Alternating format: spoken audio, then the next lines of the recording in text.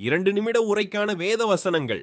1. விடுதலையின் ஊற்று. குமாரன் உங்களை விடுதலையாக்கினால் மெய்யாகவே விடுதலையாவீர்கள். யோவான் 8:36-2. விடுதலையின் வழி சத்தியம். சத்தியத்தையும் அறிவீர்கள், சத்தியம் உங்களை விடுதலையாக்கும். யோவான் 8:30-3. மனிதனின் அடிமைத்தனம் பாவம், பாவம் செய்கிறவன் எவனும் பாவத்துக்கு அடிமையாயிருக்கிறான் என்று மெய்யாகவே உங்களுக்கு சொல்லுகிறேன். யோவான் 8:34-4. விடுதலை பெற வழி பாவ அறிக்கை. நம்முடைய பாவங்களை நாம் அறிக்கை செய்தால் பாவங்களை நமக்கு மன்னித்து எல்லா அநியாயத்தையும் நீக்கி நம்மை சுத்திகரிப்பதற்கு அவர் உண்மையும் நீதியும் உள்ளவராயிருக்கிறார்.